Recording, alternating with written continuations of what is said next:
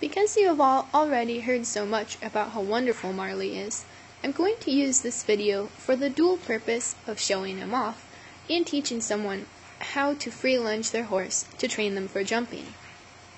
You'll notice in this video that there isn't a large jump chute designed to funnel a horse over a jump, and there aren't 3 people with whips standing in the ring to ensure that he gets over it. Marley aims for the jump himself. It's a low drama exercise. After he completes the jump, he comes over for lots of love and attention. Free jumping is one of the best ways to create a horse that rushes at fences.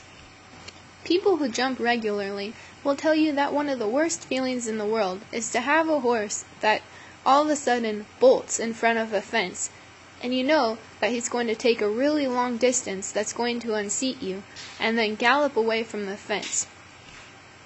This sort of fear-based reaction occurs primarily as a result of poor training.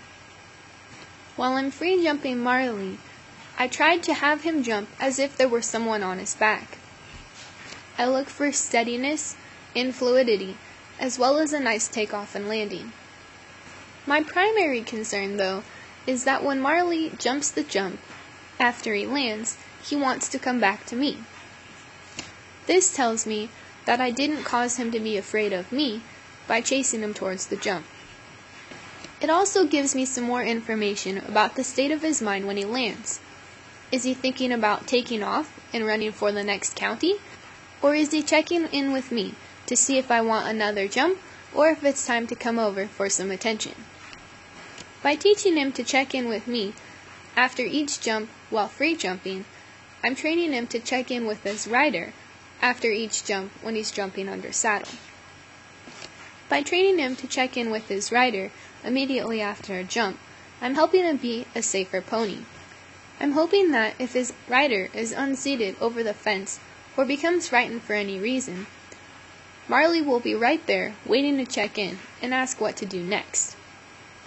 This is a long clip where Marley jumps several times in a row. Something that I really like about it is that without any extra pressure from me, when Marley does a jump but doesn't do it with quite as much enthusiasm and scopiness as he's been rewarded for on past attempts, he sends himself back out along the rail for another try. This time, when he lands, the look on his face says, "Yes, that was right," and he comes over to receive his pets. What more could you want than a horse that is self-motivated to jump cute? To help give Marley the confidence needed to jump a jump of this size, we built him up gradually from 2 feet up to 3 feet with a 3-foot spread.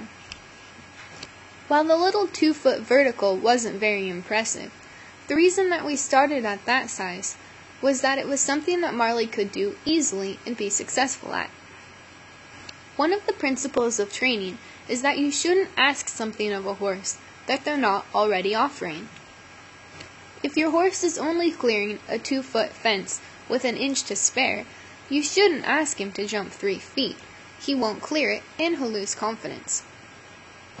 Because we built Marley up gradually, he was calmer at the end of the free jumping exercise than he was when we started, a sure sign of a successful training venture. Without any downtime between the last fabulous jump, I get on Marley and ride him around bareback. Most horses after free jumping are frothing with sweat, foaming at the mouth, and are in no condition to be ridden. And most will have developed the dangerous habit of charging at any fence on the rail for fear they're going to be chased over it. I walk Marley all around the jump on the rail that he was just free jumping over. He shows no inclination to rush, even when we step over the small jumps on the side. He also has no problem tracking to the right, which could have been a problem had we lunged him all to the left. It's important when free lunging to have your horse go both directions, both for their mental health, physical development, and balance.